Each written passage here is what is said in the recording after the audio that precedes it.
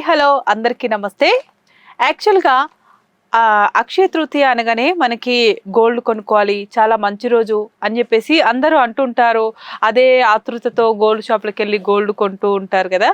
అసలు నిజంగానే అక్షయ తృతీయ అంటే ఏమిటి, అసలు అక్షయ తృతీయాన్ని ఎలా సెలబ్రేట్ చేసుకోవాలి అన్నది మనతో పాటు చెప్పడానికి మనతో పాటు ప్రముఖ జ్యోతిష్య ఆధ్యాత్మికవేత్త భార్గవి బూదరాజు గారు మనతో పాటు ఉన్నారు. ఆవిడని అడిగి మరిన్ని విషయాలు తెలుసుకుందాం. నమస్కారం అమ్మా. నమస్తే అమ్మా. అమ్మ ఎలా ఉన్నారు? అవునండి అమ్మ, అసలు అక్షయ తృతీయ అనగానే అందరూ గోల్డ్ కొండము అలా ఎగ్జైట్ అవుతూ ఉంటారు కదా. అసలు అక్షయ తృతీయ అంటే ఏమిటి? శ్రీ గురుభ్యో నమః, శ్రీమాత్రే నమః. అక్షయ తృతీయ అంటే తదియ, వైశాఖ మాసంలో బహుళ తదియ రోజున దీనిని అక్షయం అయ్యే రోజుగా శ్రీ మహావిష్ణువు ప్రకటించున్నారు. ఓకే. అయితే ఈ అక్షయం అనేది అంటే ఏంటండి? క్షయము కానిది అక్షయం. అక్షయం అక్షయం అంటే ఈ రోజున చేసేటటువంటి పని ఏదైతే ఉందో అది పూర్తిగా అక్షయం అయిపోతుంది అని అర్థం. ఓకే. కాబట్టి దీన్ని అక్షయ తదియ అన్నారు. ఈ రోజున ఎలాంటి పనులు చేయాలి? ముఖ్యంగా మనం తెలుసుకోవాల్సినవి, ప్రతిరోజు ధర్మాన్ని ఆచరించాలి. ప్రత్యేకంగా ఈ రోజు ధర్మాన్ని ఆచరించండి అని చెప్పకూడదు. అవును. కాబట్టి ప్రతిరోజు ధర్మాన్ని ఆచరించాలి. కాబట్టి ఈ రోజు కూడా ఆ ధర్మాన్ని ఆచరిస్తూనే కొన్ని దానాలు చెయ్యాలి. ఓకే. అవి ఎటువంటి దానాలు చెయ్యాలి? మళ్ళీ అందులో కూడా చాలా ఉన్నాయి. ఓకే. ఇప్పుడు జరుగుతున్నది మనకి వేసవి కాలం. అవును. గ్రీష్మతాపం అంటాం. చాలా ఎండలు కాస్తూ ఉంటాయి. అవును. వైశాఖ మాసం అంటే మంచి వేసంకాలం, నడి వేసంకాలం అంటాం కదా, అలాంటి కాలం అన్నమాట. ఇప్పుడు ఈ వేసవి కాలంలో కొత్త కుండ కొని దానికి చక్కగా పసుపు బొట్లు పెట్టుకుని చల్లటి నీళ్లు లేదా మజ్జిగ, ఇవి కాస్త ఉప్పు వేసి మజ్జిగ ఆ కుండ నిండా పోసి ఆ కుండ దానం ఇచ్చేయాలి. ఓకే. అంటే వీళ్ళు చేసినటువంటి పుణ్యం ఏదైతే ఉందో అది అక్షయం అయిపోతుంది. అవును. అలాగే దానం, ఇదొక దానం. అవును. ఇంకా ఏం దానాలు? ఎండకి గొడుగు, చెప్పులు. అంటే ఇప్పుడు ఎండకి ఏదైతే మనల్ని సేవ్ చేస్తుందో అలాంటివి వాళ్ళకి మంచిది అంటారా? పేదవారికి ఇవ్వడం వల్ల, అంటే ఈ వస్తువులు ఎవరికైతే ఉపయోగమో, ఎవరైతే వాడుకుంటారో, వాటి వల్ల చక్కటి లబ్ధి పొందుతుంటారో అలాంటి వాళ్ళకి ఇవ్వడం అనేది చాలా చాలా మంచిది. కొనుక్కోలేని వాళ్ళకి వారికి ఇవ్వచ్చు. అలాగే ఆకలితో ఉన్న వారికి భోజనం పెట్టడము, చల్లటి మజ్జిగ ఇవ్వడము, చక్కగా ఇలాంటివి చేయడం వల్ల చాలా చాలా పుణ్యం అన్నమాట. మామూలు రోజుల్లో చేసేటటువంటి దానము కన్నా ఈ అక్షయ తృతీయ అనేటటువంటి ఈ వైశాఖ బహుళ తదియ రోజున చేసేటటువంటి దానము పూర్తిగా వృద్ధినిస్తుంది అని చెప్పి మనకి చెప్తారు. అమ్మ, అక్షయ తృతీయ అనగానే అందరూ గోల్డ్ కొనడం కూడా చాలా మంచిది అని చెప్పేసి గోల్డ్ కొంటూ ఉంటారు. అదొక సాంప్రదాయంగా కొనసాగుతుంది కదా. అది ఎంతవరకు మంచి ఫలితాన్ని ఇస్తుంది అంటారు? ఇది సాంప్రదాయం కాదండి, ఇది ఒక వేలం వెర్రిగా వెళ్ళిపోయింది. ఓకే. ప్రజల్లోకి చాలా మంది ఈ వ్యాపారస్తులు ఏం చేస్తుంటారంటే, గోల్డ్ కొనండి, గోల్డ్ కూడా మీకు అక్షయం అవుతుంది అంటే ఇంకా ఇంకా కొనుక్కుంటారు మీరు అని చెప్పి ఈ వ్యాపారస్తులు చేసేటటువంటి ప్రకటనలే తప్ప నిజానికి ఇక్కడ గోల్డ్ కొనకూడదు. ఓకే. ఎందువల్ల కొనకూడదు అంటే, బంగారం ఏమిటి? అది ఒక బంగారం లోహం. అయితే మనం ఇక్కడ కలిపురుషుడి గురించి చెప్పుకోవాలి. ఇప్పుడు మనం కలియుగంలో ఉంటున్నాం. కలిపురుషుడు ఎందులో ఉంటాను అని చెప్పారు? బంగారంలో ఉంటారు, వెండిలో ఉంటారు, అంటే ఇలాంటి ఖనిజాలలో ఉంటారు, లోహాలలో ఉంటారు, తర్వాత ధనములో ఉంటారు, మత్తు పదార్థాలలో ఉంటారు, జూదములో ఉంటారు, స్త్రీ వ్యామోహంలో ఉంటారు, ఎదుటి వాళ్ళని మోసం చేయడంలో ఉంటారు, అబద్ధాలు చెప్పడంలో ఉంటారు, హింస చేయడంలో ఉంటారు. ఇలా చెప్పుకుంటూ పోతే 100 రకాలు ఉన్నాయి. కలిపురుషుడు ఇలాంటి వాటిట్లలో ఉంటారు. మనము బంగారం తెచ్చుకుంటున్నామంటే ఒక వ్యామోహంతో చేస్తున్నాం ఆ పని. ఓకే. మనం బంగారం కొనుక్కోవాలి, ఇది ఇంకా వృద్ధి కావాలి, మనం దీన్ని ఇంకా వృద్ధి చేసుకోవాలంటే ఇంకేదైనా మోసం చేయాలి, అవును. ఇంకా కష్టపడి ఎంత కష్టపడితే బంగారం కొనగల స్థాయి వస్తుంది. అయితే ఇదొక వ్యాపారుల ఎత్తుగడ అంటారా? వ్యాపారుల ఎత్తుగడ అని కాదు, మరి వాళ్ళ వ్యాపారాలు కూడా వృద్ధి చెందాలంటే వాళ్ళు ఏదో ఒక సందర్భాన్ని పునస్కరించుకోవాలి. కాబట్టి అవునా. అక్షయ తృతీయ రోజు కొనండి, ఇది కూడా అక్షయం అవుతుంది అని చెప్తున్నారు. ఓకే. వాళ్ళ వ్యాపారాలు వృద్ధి చెందడానికి వాళ్ళు రకరకాలుగా వ్యాపార ప్రకటనలు ఇస్తూ ఉంటారు. కానీ మనము ఒకసారి ఆలోచించాలి, ఆ ముందు రోజు ఆ తర్వాత రోజు కొనుక్కోండి. ఆ రోజు ఎందుకు కొనడం? ఆ రోజు పుణ్యాన్ని వృద్ధి చేసుకోండి. ఎటువంటిది, ఎండాకాలం మండిపోతోంది కదా, చక్కగా చల్లటి పదార్థాలు లేకపోతే కడుపు నింపడానికి అవును. ఏదైనా కడుపు నిండుగా ఉండేటటువంటి పళ్ళు, పాలు, ఫలాలు, ఆహారము ఇలాంటివన్నీ ఇచ్చినట్టయితే ఆ ఆత్మారాముడు శాంతిస్తాడు అవి తీసుకున్నప్పుడు, తిన్నప్పుడు. చక్కగా అవతల వాళ్ళు మన ఏదో ఒక అన్నదాత సుఖీభవ లాంటి ఆశీర్వచనాలు ఇస్తారు కదా. అవును. మీకు వృద్ధి అవుతోంది కదా, సుఖం అనేది వృద్ధి అయిపోతుంది కదా. అవును. కాబట్టి ఇలాంటి వాటికి వెళ్ళాలి తప్ప బంగారం కొనుక్కుంటే వృద్ధి అవుతుంది కదా అనుకుంటే ఆ బంగారం వృద్ధి అవ్వడానికి మనలో ఎటువంటి ఆలోచనలు ప్రేరేపింపబడతాయి? ఇంకా ఇంకా బంగారం కొనాలంటే ఇంకా ఇంకా మోసం చేయాలా, లేదా ఇంకా ఇంకా ఎంత కష్టపడితేనో గానీ కుటుంబాలు గట్టెక్కట్లేదు. చాలా మంది 3 వంతులు సాధారణమైన ప్రజలే ఉన్నారు తప్ప, మధ్యతరగతి ప్రజలు ఉన్నారు తప్ప లక్షాధికారులు కోటీశ్వరులు అయితే లేరు కదా. వాళ్ళైతే ఎప్పుడైనా కొనుక్కోవచ్చు, ఇవాళే కొనుక్కోవాలనే ఉంది. కాబట్టి బంగారం అనేది కొనుక్కోకూడదండి. కలిపురుషుణ్ణి మనం ఇంటికి తెచ్చుకుంటున్నాం, దానివల్ల చాలా ఉన్నాయి నష్టాలు. కాబట్టి బంగారం కొనుక్కోవడం అనేది ఒక అపోహ మాత్రమే. అయితే అమ్మా, ఇప్పుడు అక్షయ తృతీయ అనగానే లక్ష్మీదేవిని కొలుస్తూ ఉంటారు కదా, ఇది నిజంగానే ఈ రోజున లక్ష్మీదేవికి సంబంధించింది అంటారా? అసలు ప్రతినిత్యము మనం ఏ దేవతకి పూజ చేస్తున్నామో ఈ రోజు కూడా, అంటే అక్షయ తృతీయ నాడు కూడా లక్ష్మీదేవినే పూజించాలి. లేదా ఆ నిత్య పూజలో ఏ దేవతని ప్రధానంగా పూజిస్తున్నామో ఆ దేవతనే పూజించాలి. అంతే తప్ప లక్ష్మినే పూజించాలని ఏం లేదండి. లక్ష్మీదేవి ఐశ్వర్యానికి ఆవిడ కారకురాలు. చక్కగా ఐశ్వర్యాన్ని ఇస్తుంది, ఆరోగ్యాన్ని ఇస్తుంది, సౌభాగ్యాన్ని పెంపొందింపజేస్తుంది. కాబట్టి అక్షయ తృతీయ అనగానే సంపదలు పెరిగిపోతాయి మనకి, కాబట్టి ఆ లక్ష్మీ అమ్మవారిని చేసేద్దాం అనుకుంటారు.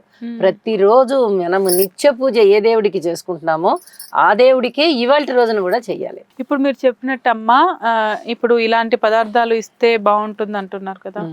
ఒకవేళ ఇప్పుడు అక్షయ తృతీయ అనే కాకుండా, ఈ సమ్మర్ కాకుండా నార్మల్ గా అయితే మనం ఎలాంటి పదార్థాలు దానం చేస్తే మనకి మంచి ఫలితాలు వస్తాయి? ఏదైనా ఎదుటి వారికి ఉపయోగపడే వస్తువుల్ని ఇవ్వాలండి. ముఖ్యంగా అన్నదానం చాలా మంచిది. విద్యాదానం, మనిషికి జ్ఞానాన్ని పెంపొందింపజేసేటటువంటి విద్య, దాన్ని కూడా దానం చేయొచ్చు. అంటే ఏదైనా విద్యని వాళ్ళకి నేర్పించడము, దానికి తగిన సందేహాలు ఏమన్నా ఉంటే అవన్నీ తీర్చడము, ఇలాంటివన్నీ కూడా చాలా మంచివేనండి. అలాగే నీళ్లు, మంచినీరు దాహం తీర్చడం, వస్తువులు, ఏ వస్తువులు వాళ్ళకి చాలా ఉంటాయి కదండి, ఒకటి కాదు కదా. ఆహారానికి సంబంధించి ఉంటాయి, పళ్ళు ఉంటాయి, పాలు ఉంటాయి, గొడుగు ఉంటుంది, వస్త్రాలు ఉంటాయి, చెప్పులు ఉంటాయి, ఇలాగా రకరకాలైన వస్త్రాలు, రకరకాలైనటువంటి ఇవన్నీ ఉంటాయి. కాబట్టి ఇలాంటివన్నీ కూడా చక్కగా దానం ఇవ్వచ్చు. మనం పవిత్రమైన మనస్సుతో ఎదుటి వాళ్ళకి ఏది మళ్ళీ వాళ్ళ నుంచి కోరుకోకూడదు, నిస్వార్థంగా దానం చేయాలి. అలా దానం చేసిన వాటికి చాలా మంచి ఫలితాలు ఉంటాయి. ఈ అక్షయ తృతీయ నాడు గనక దానం చేస్తే కొన్ని రెట్ల ఫలితం ఎక్కువగా ఉంటుంది. అయితే అమ్మ, ఇప్పుడు అక్షయ తృతీయ వస్తుంది కదా, అక్షయ తృతీయ రోజు ఏదన్నా పూజ, ఈ పూజ చేస్తే చాలా మంచి జరుగుతుంది అని ఏమైనా పూజలు ఉన్నాయా? దానికి స్పెసిఫిక్ గా అంటే ప్రత్యేకమైన పూజలు ఏమి లేవండి. అక్షయ తృతీయ రోజు మనం ప్రతిరోజు ఏ దేవతని పూజిస్తూ ఇంట్లో నిత్య పూజ ఏది చేసుకుంటున్నామో ఈ రోజున కూడా అదే చేసుకుని చక్కగా మనం చేతనైన ఆహార పదార్థాలు లేదా ధనము, పేదవాళ్ళు ఉంటారు, ధనానికి కూడా వాళ్ళు చాలా ఇబ్బంది పడుతూ ఉంటారు. మనం ఏదైనా ఒక 10 రూపాయలు దానం చేస్తే అది వాళ్ళకి ఏదో ఒక దానికి వస్తుంది. అలా గనక దానం చేసినట్టయితే మీరు ప్రతి నిత్యము ఏ దేవుణ్ణో లేదా దేవతనో పూజిస్తున్నారో వాళ్ళ యొక్క అనుగ్రహం మీకు తప్పనిసరిగా కలుగుతుంది. అమ్మ, ఇప్పుడు అక్షయ తృతీయ అంటే నేను ఫస్ట్ చెప్పినట్టుగానే గోల్డ్ కొనడం మంచిది, అది ఇంకా రెట్టింపు అవుతుంది అని చెప్పేసి అపోహలో ఉండి గోల్డ్ కొని అలా చేసే వాళ్ళకి మీరు మీ మాటలో ఏమైనా సలహాలు సూచనలు ఇస్తారా? అంటే పెద్దవాళ్ళు ఏం చెప్పారు మనకి, అది పాటించడమే ధర్మం అనుకుంటాం మనము. ఈ అక్షయ తృతీయ నాడు బంగారం మటుకు కొనద్దు. బంగారం కొనడము, వెండి కొనడము, ఇలాంటి వాటికి ప్రలోభాలు పెరుగుతాయి కాబట్టి ఇలాంటివి కొనద్దు. చక్కగా దానం చేయడానికి అనుకూలంగా కొత్త కుండ కొనండి. ఒకవేళ కుండ కొనలేకపోతే మంచి నీరు ఇవ్వండి ఎదుటి వారికి, కాస్త చల్లటి మజ్జిగ ఇవ్వండి, ఆహారం పెట్టండి, 10 రూపాయలు దానం చేయండి, లేదా ఏదైనా ఒక వస్త్రాలు ఇవ్వండి తీసుకెళ్ళి. ఏది కుదురుతుందో మీకు, మీ శక్తికి తగ్గట్టే చేయమన్నారు కానీ శక్తికి మించి చేయమని ఎవరు చెప్పలేదు.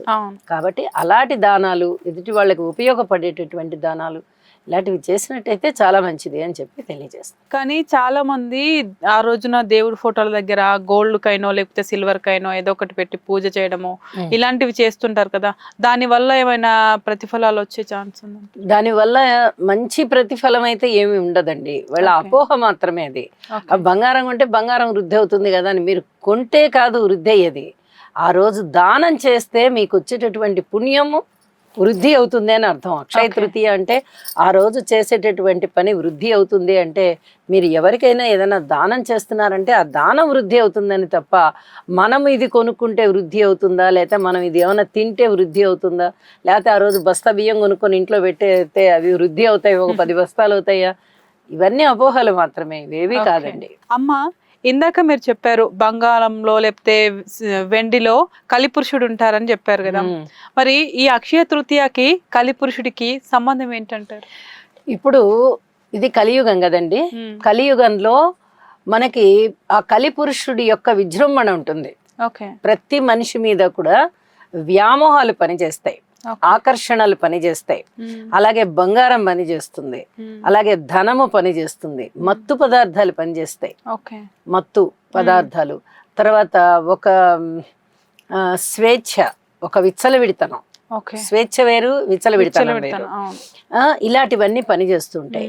ఇప్పుడు ఈ బంగారం దగ్గరికి వచ్చేటప్పటికల్లా తల్లి బిడ్డలకి కూడా ఈ బంగారం వల్ల విరోధాలు వచ్చే అవకాశం ఉంది. కరెక్ట్. అది ఇంకా ఎవరెవరినో ఎందుకు చెప్పుకోవాలి, భార్యాభర్తలను ఎందుకు చెప్పుకోవాలి, ఇంకెవరినన్నా అక్క చెల్లెళ్ళు అన్నదమ్ములు ఎందుకు చెప్పుకోవాలి, కడుపున పుట్టిన పిల్లలే బంగారం ఒక పిసరు తక్కువ కొంటాను అంటే తల్లిగారు అలా కాదు, మాకింత కొనాల్సిందే, అంత పెట్టాల్సిందేనని గోలగోల చేసేటటువంటి రోజులు ఇవి. అంటే అదేంటి, కలి ప్రభావం అన్నమాట. అది నిజంగా తల్లి బిడ్డల యొక్క తప్పు కాదు. ఆ బంగారం అనేది అది ఒక ఆకర్షణ. ఒక గొలుసు కొంటాను, ఒక 10 గ్రాముల్లో ఒక గొలుసు కొంటానని ఒక తల్లి బిడ్డకి చెప్పింది అనుకోండి, ఏదైనా ఒక కారణం వల్ల, లేకపోతే ధనము సరిపోకపోవడం వల్ల, ఏదైనా కానీ ఒక 8 గ్రాముల్లోనే తీసుకున్నారనుకోండి, నాకు నువ్వు 2 గ్రాములు తగ్గించుకున్నావు కదా అని ఆ బిడ్డ అనడానికి అవకాశం ఉంది. అంటే ఆ బంగారం మహత్యం అలా ఉంటుంది. ఎందువల్ల ఉంటుందంటే ఈ బంగారంలో దాగి ఉంటాడు ఆయన. ఒక మనిషికి మధ్య పడకుండా మనస్పర్ధలు తేవడానికి బంగారం ఒక కారణం అవుతుంది. అలాగే ఎదుటివారు బంగారాన్ని ధరించి ఉంటారు, చూపరులకి అది విపరీతమైన వ్యామోహం పెరిగిపోయి ఆ బంగారు మీద, ఆ బంగారు ఏ విధంగా దొంగిలిద్దామా, ఏ విధంగా దాన్ని మాయ చేద్దామా అనేటటువంటి ఆలోచనలు కొంతమందిలో పెరగడానికి అవకాశం ఉంటుంది. అంటే చోరత్వం ప్రబలడానికి అవకాశం ఉంటుంది. ఆ బంగారం యొక్క మహత్యం అలా ఉంటుంది. బంగారం అది విలువైనది, అన్ని లోహాల్లోకెల్లా అది ఉత్తమమైనటువంటి లోహము. ఓకే, ఇవన్నీ బాగానే ఉన్నాయి. కానీ ఆ బంగారు అనేటప్పటికల్లా ఆ కలి అందులో ప్రవేశించి ఆయన బ్రహ్మదేవుడికి చెప్తారు, నేను ఇలా వీటన్నిట్లలోనూ ఉంటాను, వీటన్నిట్లలోనూ ఉండి నేను ఈ మనుషుల మధ్య గొడవలన్నీ పెట్టేసి నేను పరిపాలిస్తాను అని చెప్పి చెప్తాడనమాట. కలి ప్రభావం అంటాం దాన్ని. ఈ కలి ప్రభావం చేత ఈ బంగారంలోను, ఈ మత్తు పదార్థాల్లోనూ, తర్వాత మోసాలు చేయడం, దొంగతనాలు చేయడం, ఇలా అన్నిట్లలోనూ కలి ప్రభావం ఉండడంతో ప్రతిదీ చూడండి, ఒక మనిషి దోచుకునే తత్వం, ఒక మనిషికి పడని తత్వం. అంటే ఇవన్నీ ఏంటంటే ఆ కలి పురుషుని ప్రభావాలు. కలి యుగము కాబట్టి ఇప్పుడు ధర్మం ఒక్క పాదంలోనే నడుస్తూ ఉంటుంది కాబట్టి, ఈ కలి రాజ్యమేలుతూ ఉంటాడు కాబట్టి, ఇలాంటి వాటన్నిట్లలోనూ అనర్థాలు ఉన్నాయి కాబట్టే మనకి పురాణ ఇతిహాసాలన్నీ ఏం చెప్తున్నాయి, కలియుగంలో నామస్మరణే ధన్యోపాయం రా బాబు. మీరు ఏం పని చెయ్యక్కర్లేదు. ఒకప్పుడు తపస్సు చేయాలి, అప్పుడు మోక్షం వచ్చేది. తర్వాత యజ్ఞాలు చెయ్యాలి, ఆ తర్వాత దానాలు చెయ్యాలి. 3 యుగాల్లోనూ 3 రకాలుగా ఉంది. ఇప్పుడు అసలు భగవంతుడి పేరు తలుచుకుంటే చాలు. అంటే అంతగా భగవంతుడి పేరు తలవనంతగా ప్రజలలో అరాచకత్వాలు పెరిగిపోయి ఉంటాయి, మోసాలు ప్రబలిపోయి ఉంటాయి అని ఇలాంటివన్నీ ఉంటాయి. కాబట్టే ఈ కలియుగంలో కనీసం నామస్మరణైనా చెయ్యండి అని చెప్తున్నారు. మరి ఈ నామస్మరణైనా చెయ్యడానికి వీలు లేకుండానే ఈ కలియుగాన్ని వెళ్తున్నాడు అనమాట.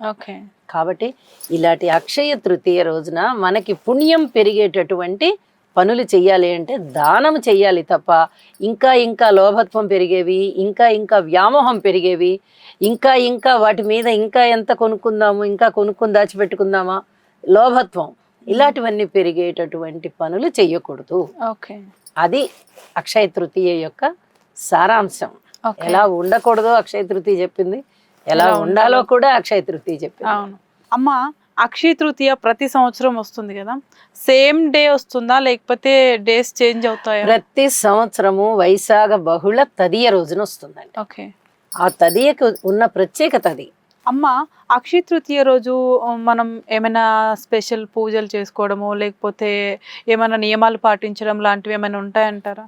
అక్షయ తృతీయకి అటువంటి నియమాలు ఏమీ లేవండి. ఎంతసేపు ఉన్నా దానం చేయడము, ప్రతినిత్యము ఉన్నట్టుగానే ధర్మబద్ధంగా ఉండడము, ఇది నియమం ఈ రోజుకి. అలాగే ఏదైనా గుడికి ప్రత్యేకంగా గుడికి వెళ్ళాలా అంటే ప్రతిరోజు గుడికి వెళ్ళే అలవాటు ఉన్న వాళ్ళు గుడికి వెళ్ళాలి. అలాగే కొంతమంది విశేషమైన రోజుల్లో గుడికి వెళ్తూ ఉంటారు, అలాగే గుడికి వెళ్ళొచ్చు. ఇది కూడా విశేషమైన రోజు కాబట్టి దీనికి కూడా గుడికి వెళ్ళొచ్చు. అంటే ఇది తిథిని బట్టి చేసుకునే పండుగ కానీ వారాన్ని బట్టి చేసుకునే పండుగ కాదు కదా. కాబట్టి ఈ పండుగ రోజున మనం ఇంట్లో నిత్య పూజ ఎలా చేసుకుంటామో అలాగే చేసుకుని చేతనైన వస్తువులు మనస్ఫూర్తిగా ఎవరికన్నా దానం ఇచ్చి అలాగే దైవ దర్శనం చేసుకొని ఇంటికి రావడం అనేది చాలా మంచి పద్ధతి. ఒకవేళ అప్పుడు కుదరలేదు అనుకుంటే రాత్రిలోగా చేసుకుంటే దైవ దర్శనము చేసుకోవచ్చు, అలాగే ఏదైనా మనం ఇవ్వాలి అనుకున్న వస్తువులు కూడా దానం ఇవ్వవచ్చు. చేసుకుంటే మంచిది. అమ్మ, చాలా బాగా చెప్పారమ్మా. అక్షయ తృతీయ అంటే ఏంటో తెలియని వాళ్ళు కూడా చాలా మంది ఉన్నారు. నార్మల్గా గోల్డ్ కొనడము మంచి జరుగుతుంది అనుకోవడం వరకే అందరికీ తెలిసింది. ఈరోజు మీరు మీ మాటలో చాలా చెప్పారు, ఎలాంటి పూజలు చేయాలి, ఎలాంటి నియమాలు పాటించాలని. చూసారు కదండి, అక్షయ తృతీయ అంటే ఏమిటి, అసలు ఎలాంటి నియమాలు పాటించాలి అనేది అమ్మ మనకు చాలా స్పష్టంగా క్లారిటీగా ఎక్స్ప్లెయిన్ అయితే చేశారు. సో తప్పకుండా తప్పకుండా ఆ నియమాలని పాటించండి. ఈ అక్షయ తృతీయని చాలా బాగా సెలబ్రేట్ చేసుకోండి. ఆ నియమాలతో పూజలు చేసి మీ ఫ్యామిలీకి ఇంకా మంచి జరిగేలాగా చేసుకోండి. థ్యాంక్ యూ అమ్మా. Thank you.